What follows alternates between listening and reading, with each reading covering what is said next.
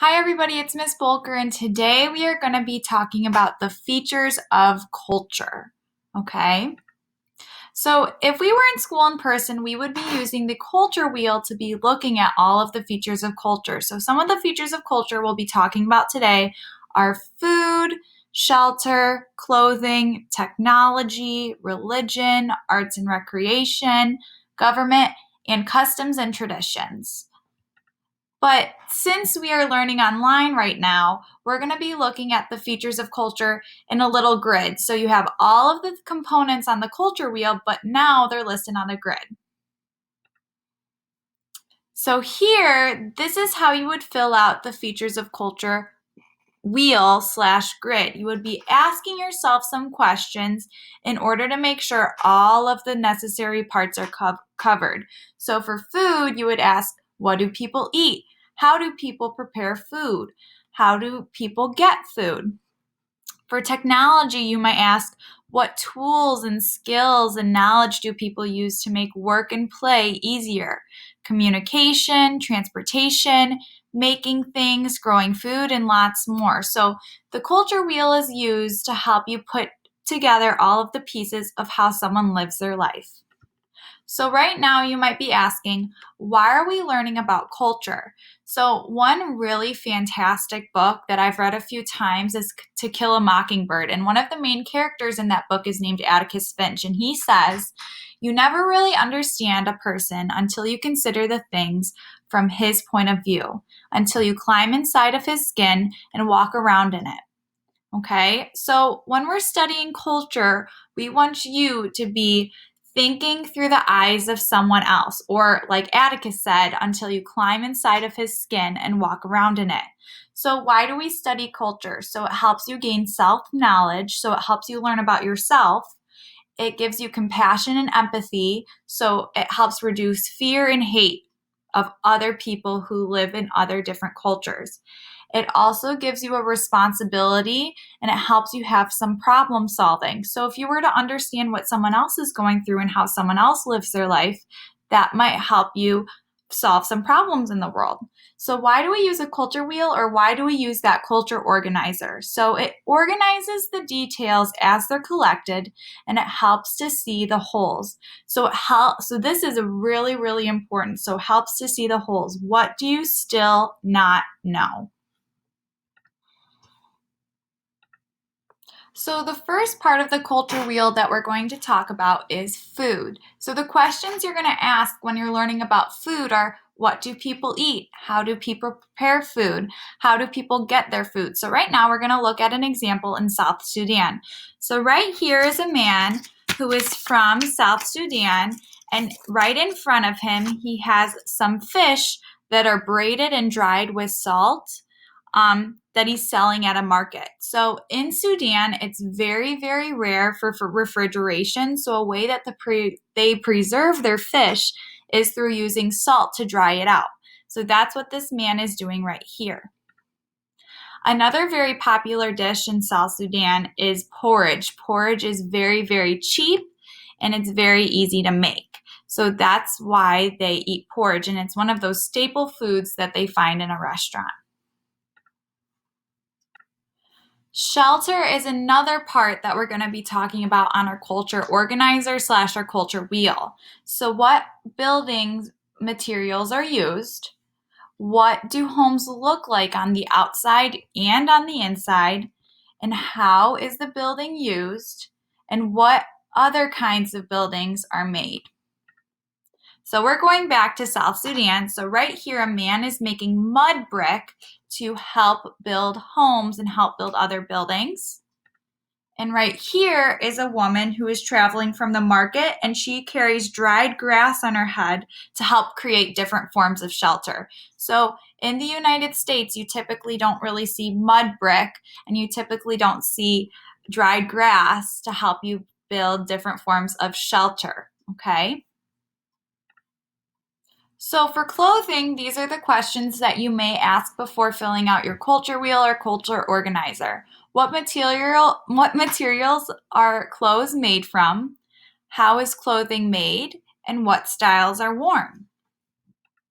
So here is another picture from South Sudan. So this is a group of men and women who are standing in very brightly colored clothes, and they're about to go to a traditional dance. And at these traditional dances, they're wearing brightly colored clothes, so hopefully that they attract another spouse or a potential spouse. And here are three young school children in South Sudan. So unlike us, these children are wearing school uniforms. In South Sudan, typically they go to school for 8 years for primary school and then 4 years for secondary school. However, they are facing some issues in South Sudan with their education system, but they're getting help from places like UNICEF and other places around the world. When we take a look at technology, some things that we might look at are what skills, tools, and knowledge do people use to make work and play easier. So these things can deal with how we communicate with each other, transportation, making things, growing food, and a lot more. So we're going to take another look at South Sudan. So right here, this man is riding a moto taxi, and these are called bodabodas, and these are a very popular way of traveling throughout South Sudan. So we might see something similar to this in the United States, but it's also in South Sudan as well, and it makes traveling around a lot easier, even though they're not the safest mode of transportation. Here is kind of a little fuel station. So in South Sudan, they don't have gas stations like we do. They have little fuel stations. So in those little fuel stations, in order to get the fuel necessary for your machine, some families outside of their home, like you could see here, sell little water bottles of fuel. Also, another popular form of transportation is going on boats. So you could travel up and down the Nile like these people are doing on boats. That could be used to transport goods or even to transport people. So religion is another part on our culture organizer / culture wheel that we'll be talking about. So this is the questions that you need to ask when you're asking about religion of another culture. What do people believe about a higher power, unknowable power? Or how do people practice their faith?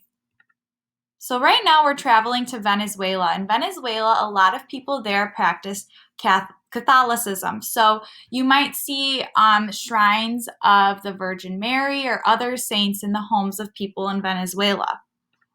Also in Venezuela, in the city of Coro, here's a beautiful, beautiful church that's been very, very well kept, and it was built in the 19th century. So that was a very long time ago, and this is the church still.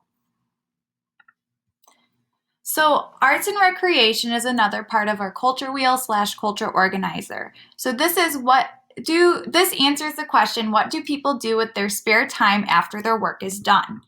So in Venezuela, something that's very, very popular is taxidermy. So what this is it might be looking like a goat that's standing in someone's living room.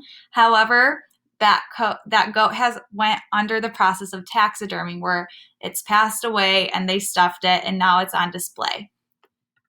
Something else people do in Venezuela is there's a lot of islands off the northern coast, and they love to travel to them as a vacation. So there's very beautiful white sands and very clear, beautiful skies with clear water. And after their work is done and when they're on vacation, this is a place that they might go to. So when we talk about government, which is one of the parts on our culture wheel / our culture organizer, we answer these questions.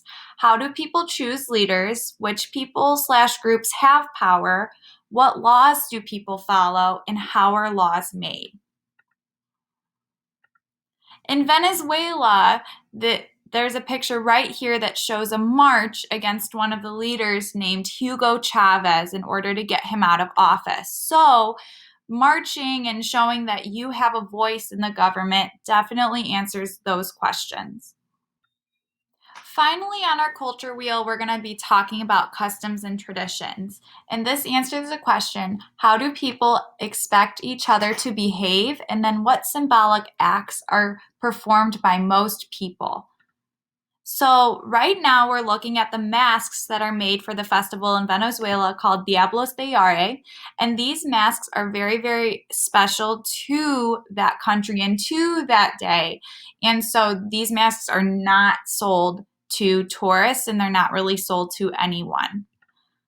Also, something else that you could look at for customs and traditions are different styles of dances or different holidays that are celebrated or ways that people act in public spaces. So, these are all of the components that make up our culture wheel and our culture organizer.